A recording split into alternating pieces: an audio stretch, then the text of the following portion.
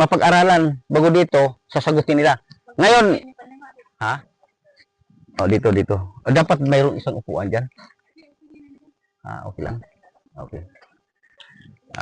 Magandang hapon po sa ating lahat, ano? At nandito po ako ngayon sa sitio, anong kwento? Sitio Buludusaw.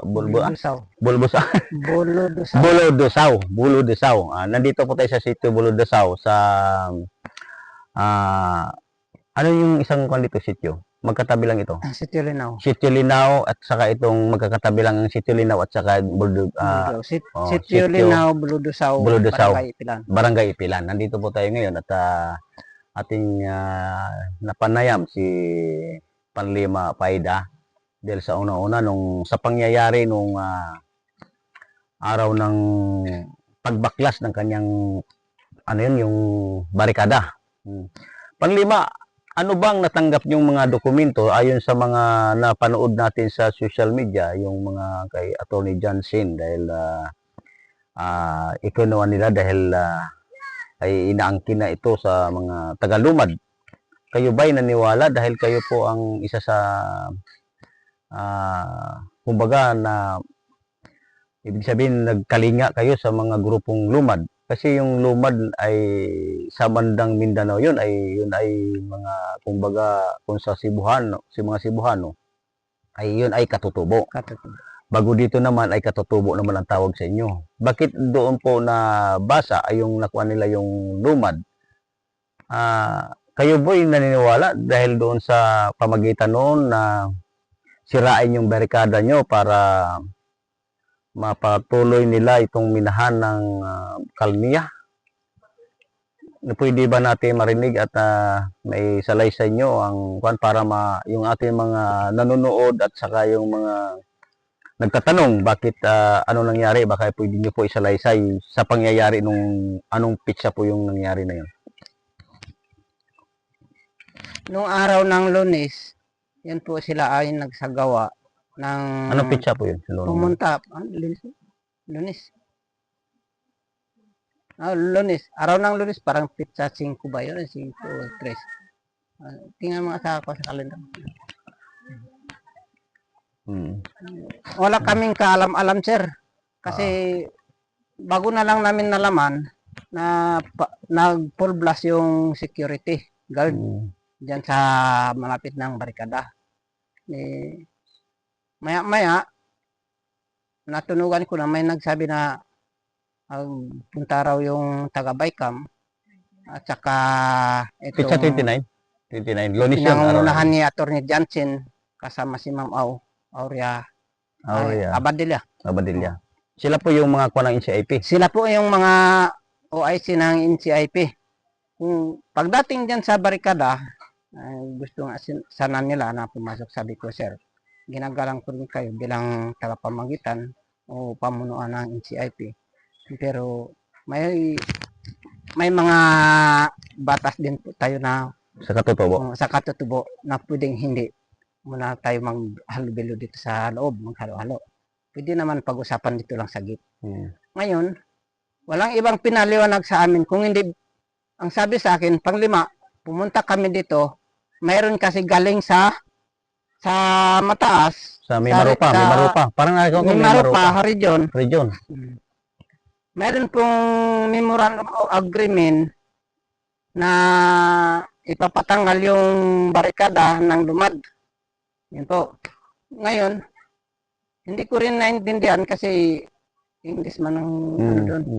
So, kung hindi ko alam kung totoo ba na tinransfer. Hindi ka binigyan nila ng isa man sa inyo yung nakakaintindi na magpaliwanag, translator na pwedeng ipaliwanag na siyempre in behalf doon sa parte sa inyo, siyempre hindi nyo maintindihan, sila lang nakakaintindi kung English man yun, at saka yung kopya na yun, nabigyan po ba kayo, napareceive po ba kayo? Sa totoo po, hindi po kami nabigyan, kumbaga binasa lang sa amin, ayon din sinabi ni Attorney Johnson, siya na rin ang nagbasa, siya na rin ang transfer ng Wala po kayong kopya na ibinigay? Wala po kaming kopya. Ewan ko kung napicturean ng mga apo ko dahil na pinakita lang yan kahit na ba nipakita sa amin. Bago Hindi po naman yung naiintindihan ang pagbabaklas nila sa barikada nila sa inyong paghaharang doon dahil unang-una ang pinoproteksyon niya na hindi na dapat mamina dito sa atin yung kalmiya ay hindi man lang kayo pinabisuhan na sila'y pupunta bago yung mga papel na yun pinareceive na ganun yung magiging sistema. Wala po kasi bigla lang po. Kaya nga kami nagulat kung bakit nandyan yung NCIP, nandyan yung lahat ng mga opisyal ng BICAM, buong BICAM. At saka yung kwanang minahan. Pati yung kwanang mining, at saka yung mga security guard, nag-full blast sila. Meron din nakakita ng mga kasama namin doon sa ilog.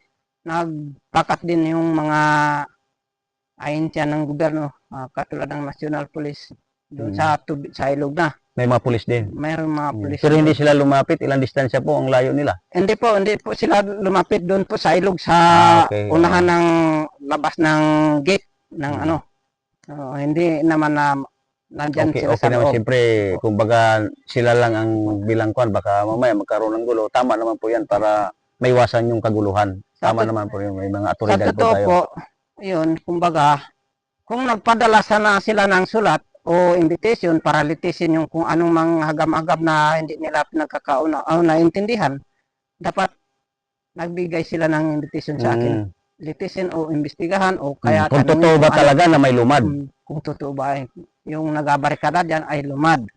Yun lang ang sinabi ko kay Atty. Johnson, may lumad man dito pero hindi nagasalita kasi tarpaulin lang.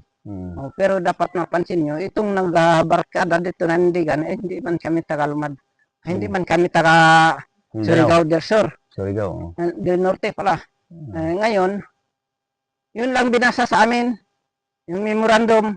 Tapos basahin. Transfer sa Tagalog.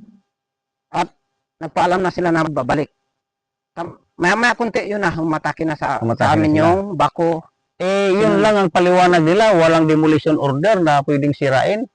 Parang wala man akong Wala rin kayo binigyan ng kopya. Wala rin akong narinig na binasa na demolition. Basta ang sinabi lang doon, yung barikada lang ang tatanggalin. Pero ang tanong, bakit kasama pati mga kubo na pinagtitirahan namin?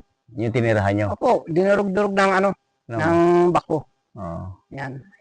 Kaya hindi kayo na-interview dahil namang nabigla kayo. Kumbaga, inabot kayo ng kaba nung time na yun kasi siyempre, biglaan eh. Kaya nga po. Kumbaga, na kahit ano namin kasi kami kunti lang eh. Sundan lang siguro kami. Umabot ng 30. Pero sila, sundan. Daan piraso. Kaya kahit anong reaksyon namin hindi rin para kami manay kasi mas marami sila kaysa sa amin. Tinaiming kasi nila na yung mga tao, yung iba doon sa trabaho. Pero yung sinabi ni BICAM President na si Joel Hadi, na sinasabi ay gusto niya pagkakaisahin kayo na bilang katutubo. Kayo ba'y naniwala sa sinasabi ni Juan? O sang-ayon ba kayo dahil una-una siya raw siya ay katutubo? Anong masasabi mo Panlima dahil inaangkin niya ay katutubo? Sa sinasabi niya, hindi ako naniwala. Kasi doon ako galing. Doon ako galing. Sino pang maniwala na kumbaga, naranasan ko na, ginawa na sa amin o sa akin, pati na rin mga komunidad. Bago mayroon po tayong nakuha sa kanila, na ipopost din po nila Panlima, gusto lang po natin linawin at saka marami po rin nagtatanong sa atin, maipaliwanag nyo dahil unang-una kasapi ka raw ng BICAM at saka nakapirma ka rin doon na parang sumasang-ayon ka sa ganitong pangyayari sa kwan kasi mas nakaalam ka, pwede po ba natin may salaysay na maipaliwanag sa pamagitan ng ating social media na maipaabot mo kung ano nangyari, bakit kay biglang tumiwalag doon sa sinasabi, yun ba ay nakita mong maganda o hindi maganda? Ganito po yun, totoo po yun ng kasi doon sa memorandum of agreement, ako po ang nagpumirma doon kasi isa rin akong signatories. Bago ang BICAM, ako nangunguna talaga na signatories na sumusuporta sa mining dahil sa paliwanag nila ay mabuti. At walang sinumang hindi sa mga pag-unlad ng karamihan. Ang problema lang, akala ko ay totoo nga, naniwala ako sa responsible pagmimina na sinasabi ng company. Pagdating ng itong nakaraang bagyo, na Bumaha. Hindi ko alam kung anong klase. Hindi pa, parang hindi pa yata nagbagyo Panlima. Naalala ko parang nagkaroon ng baha at namula yung... Nagkaroon lang po ang baha yun. Wala pa unang pagbaha talaga. Unang pagbaha. Doon ka na nabigla. Doon ako nabigla na nawawala yung tiwala ko sa responsableng pagmimina. Oo, yun. Sinungaling po. Yun ang mapatunayan mo. Kasi unang-una, ang sinasabi nga nila sa papel, napakaganda ang paliwanag. Pero nung sa aktual, kasi dito kayo sa ground, kaya ikaw ay sinasabi nga, kasama ka, nagpirma. Pero ikaw ba ay talagang gusto mo lang maghiwalay at doon mo pa lang kasi mapatunayan, nandoon ka. Tapos nung nakita mong resulta dito sa Ipilan Nickel, parang nakikita ko yung nabanggit mo na doon ka nabigla. Baka mamaya, kung dadagdag pa ang kumpanya, wawasakin, mas lalong maging malaki ang epekto. Hindi lang dito sa kabundukan, kundi sa kapatagan, pati sa tabing aplaya o sa dagat. Yun po, totoo po yun. Kaya ako talagang humiwalay sa Bicam dahil po naranasan ko na at nakita ko na talagang totoong epekto ng pagmimina. Mas lalo talaga na katakot-takot, kakilakilabot na epekto ng pagmimina. Kung itong kalmiya talagang at matutuloy pa ito, talagang lubog na lubog talaga yung buong Bicam. Kasi po talagang kahit ito ay surbihin nila at titingnan nila kung paano sistema ng bundok na miminahin nila, talaga pag nagbaha at nagkulan ito. Pero Panlima, masusugan natin dahil sinasabi nga ng company ay responsible manning sila. Unang-una nakakatulong sila. Anong naitulong dito sa inyo sa komunidad ng Katutubo, lalo na dito sa taas ng sa panan ng nandito kayo sa paanan ng bundok at saka dito sa kabundukan Bakit nyo nasasabi nila na may naitulong? Ano bang naitulong ng mga minahan na nag-apply? Mayroon ba nakaabot ng tulong sa inyo? O yung mga leader ng Bicam ang silang kumikita? O sa inyo, naibigay nyo, pwede nyo bang ipaliwanag sa atin ngayon na para malaman ng lahat kung yung sinasabi nila ay totoo? Yun po ay hindi totoo. Yun ang patotoo nila doon sa Facebook. Talagang umunlad na raw yung mga katutubo dito sa Brooklyn. Sa totoo talaga sir, hindi po umunlad. Sila lang nilang pinapatotoo nila, yung sarili nila bilang umunlad dahil sinulo nila yung royalty, hindi ko na mahagi sa lahat ng mga komunidad. Lalo na sa akin bilang pamunuan, bilang pumungkero dito sa bulok. Wala po silang binigay. Simula nung Panlima, nung pumirma po kayo, dahil una nakumbinsi po kayo, nainganyo po kayo sa mga, kumbaga, matatamis nilang paliwanag. Siyempre kahit sino naman, kumbaga kung sa dalaga pa ay magaling magpaliwanag itong lalaki para mapasagot lang. Nung napasagot ka na po, yun ano ba yung mga binigay na benepisyo, nabigyan ka ba para sa mga miyembro ng Katutubo? Wala po. Kaya nga ganito, hindi lang naman ako bilang nagreklamo at hindi rin ako bilang kumbaga bumabaliktad pati lahat ng mga miyembro. Kasi tanongin natin isa-isa kung nakatrabaho ba siya o binigyan ba sila ng kabuhayan o binigyan ba sila ng pang kalusugan. Ito po, hanggang ngayon, ganun pa rin. Mas lalong naghihirap kami sa ngayon. Kung noon ay naghihirap kami, mas mahirap. Kumbaga, doon kayo, ang nasabi ni Presidente sa Bicam, si Joel Hadi, Titi, ay siya ay sang-ayon kayo sa pagkakaisa ng bilang isang Katutubo. Kasi unang-una, okay lang naman siguro yung pagkakaisa, pero yung decision niya ay hindi nyo sang-ayunan yung mining na magpatuloy pa rito sa inyong lugar. Yun din ang sinabi ko. Sabi ko, wala namang problema na magkakabuo tayo. Pero titingnan ko talaga kayo. Sa akin, sabi ko, kahit anong oras, go talaga ang loob ko na tayo pa rin magkasama. Pero kayo, sabi ko, titingnan ko. Kung talagang buo ang pagtanggap nyo sa amin at pag-iisa nyo bilang Katutubo, respetuhin yung kanyo. Tingnan ko ngayon, sabi ko, kung gaano kayo katapat, ipaalis natin itong equipment, tulungan nyo ako. Pero kung hindi nyo magawa na ipaalis itong equipment, ibig sabihin, hindi ako naniniwala sa inyo na kaya sabi ko, nililin lang nyo kami. Ayun. Kasi yun po ang pinapalabas nila ngayon, mga responsible mining, marami na silang natulungan. Dito po sa inyong sityo, simula dito, sa tingin nyo, ang natutulungan nila yung nagtatrabaho lang. Yung mga nagtrabaho siguro, normal, magbabayad. Pero katulad sa inyo, katulad ikaw pumirma, isa sa nag-signing din doon, na bilang isang puno ng tribo, ay hindi kaya ka umalis dahil hindi natupad nila yung pinangako nila. Ayun po, totoo po yan. Ngayon kung, halimbawa ngayon panlima, may dugtong ko pala no. Ngayon kung tutuparin na po nila ngayon, yung panindigan mo ba ay talagang yung panindigan mo ngayon, didiniinan mo na ba na hindi mo na ituloy kahit ano pang mangyari, kahit bibigyan man kayo o pangakuhan kayo ng minahan na bigyan kayo ng kabuhayan lahat ng pamilya nyo, ang mga kagrupo nyo. Sang-ayon ba kayo, nagibain pa rin? Sa ngayon, sir, kahit ano pang gawin nila sa akin kasi hindi ko na mabago ang decision ko. Yun. Kasi sino pang maniwala sa kanila na ilang taon na, sa na 20 years. yun, tagal na pala. Ang pangako ng company ni isa, wala silang pinatupad. Yun ngayon, kumbaga, nakikiusap sila sa akin na para baguhin ko yung sistema para maprobahan o ibibigay ko lang yung pagpayag ko sa kanila. Wala na akong tiwala sa kanila. Paano po yung pumirma ka? Kasi yun ang dinidiin nila, kakasuhan ka raw dahil sa pirma mo na yun. Pero may karapatan ka eh. Na ayaw mo nga, natuklasan mo na, di ba? Panlima, yun nabanggit mo rin. Yan po. Na ibig sabihin, panindigan mo na yun. Kasi noon ay nalinglang ka, ngayon natauhan ka na. Kumbaga tulog ka noon, ngayon nagising ka. Totoo po yan. Kumbaga, mismo talaga yung NCIP, si Atty. Judson ang nagsabi sa akin na pwede akong kasuhan. Basta ang sinabi sa akin, parang 3 o 2 ang kaso na sampa sa akin. Delay operation o kung sa pagpigil ng pag-stop ng bako. Basta meron pa isa, basta sabi na 3.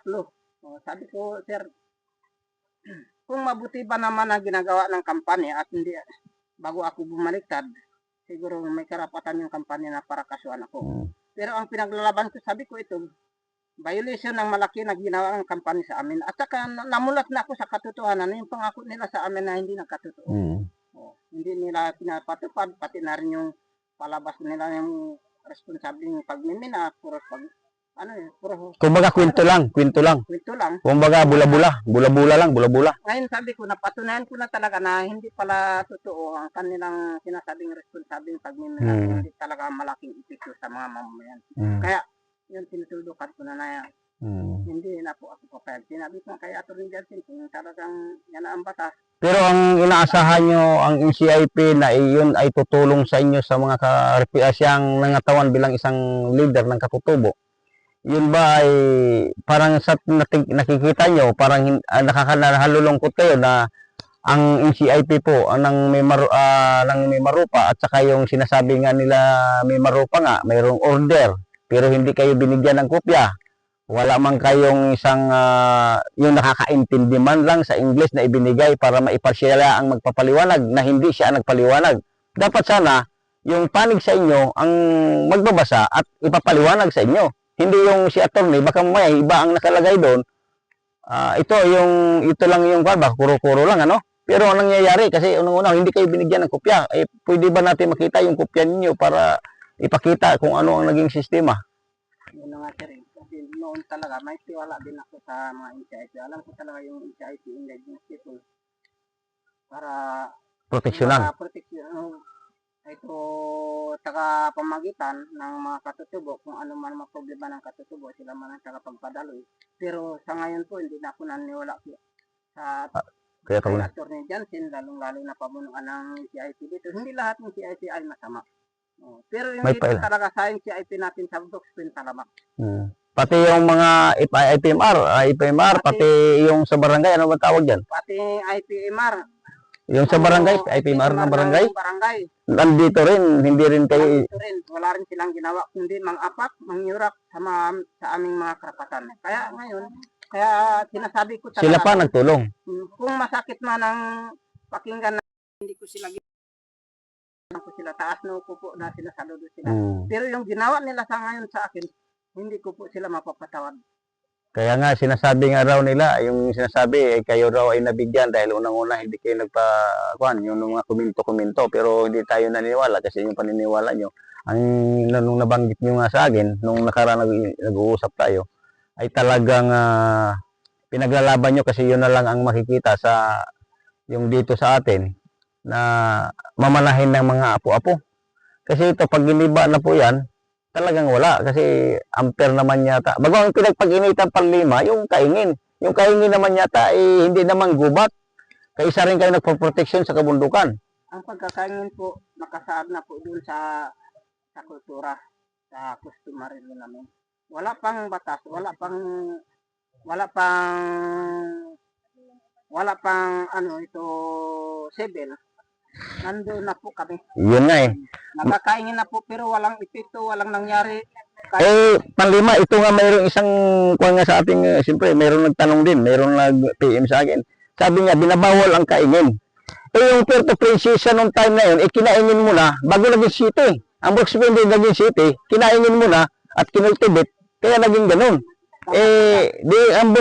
Kaya minsan, ang inyong pabot, specific nyo kung talaga yung gubat, dahil may mga enforcer naman, dapat sila magbabantay para maproteksyonan. Tama po ba, Panlima?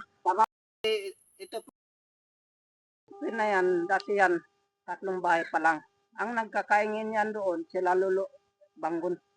Sila yan nagakurtibar, sila Lolo ito ating amat naman sa side ni nanay. Sila rin talaga kakaingin.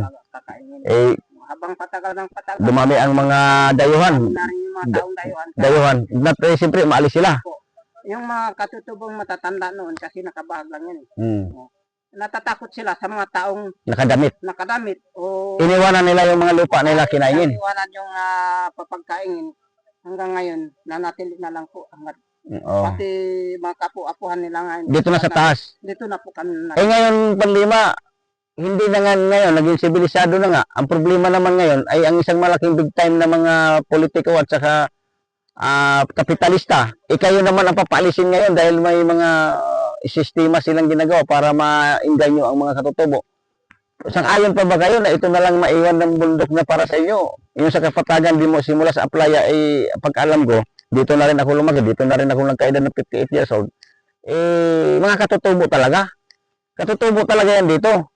Kasi una-una, nangatakot, ngayon ang inaalala ko rin, saan kayo, ako may isang tanong din sa sarili ko, kung kalisin kayo, kasi ginagamit ngayon yung naniniwala nga sila sa inyo na ancestral domain ito, pag-aari nyo rin ng katutubo, bakit ako inahiwagahan din? Bakit kayo papaalisin? Bago gigibain yan, bago ngayon, pag ayaw kayo, parang pinipirsa pa kayo. Anong makikita nyo sa tingin nyo, Panlima? Parang hindi maintindihan kung baka nalilito na ako kung saan bang tama, kung saan bang totoo, kung saan bang mali. Kasi maliwanag sa sinabi ng batas, ito 371. Ang ancestral domain ay pag-aari ng mga katutubo. Bakit po ngayon katutubo pa rin ang inuobliga, pinipwersa? Bakit yung mga taong dayuhan wala man kinu-question, hindi man pinapansin natin? Ginigiba pa yung, alam nila na sa inyo yung lupain na yan. Alam nila na ngayon, miminahin, na dayuhan sila, ay yan ang ating mga katanungan na dapat sagutin ng mga yung nanonood ngayon, kung talaga bang ito ay makatao o makademonyo na yung ginagawa. Yung sinasabi nilang MPSA, yung sinasabi nilang MPSA, nasa kupito ng MPSA na minahan. MPSA, ibig sabihin, ginamit ang katutubo bago ang kuha na yun, sinasabi, para sa minahan din pala yun. Sakop daw ito sa MPSA. Parang baliktad, parang nalilito. Ikaw siguro Panlima, bilang isang katutubo, masasagot mo siguro yung gano'n nangyayari, para ka nalito na rin. Ako, nalilito rin ako sa sistema eh. Alam mo sir, sa totoo talaga, yung MPSA, bago yung MPSA, nandyan na yung ancestral domain. Yun na. Nandyan na yung ancestral domain. Dapat nga talaga ito, hindi lang sabi na agaran nila na inukihan, dapat mayroon din talaga ng EPIC para sa mga katutubo. Oo. Dahil nasa paloob po ito sa ancestral domain. Hindi lang namin sinasaklaw, inaangkin yung mga tituladong lupa. Pero dito sa Timberland, dapat idadaan talaga sa tamang alam nyo, Panlima, nagkaroon kasi ng hindi titulado, kung tustusin kayo ang naggiba ng sa Brooks Pindy dito eh. Mga katutubo yung Palawan. Tapos yung mga dayuhang iba rito ng mga kapatid din natin na mga sa iba-ibang probinsya na mga katutubo rin doon, nakadamit na. Yung pagpunta dito wala nakadamit. Siyempre nahihiya sila. Ngayon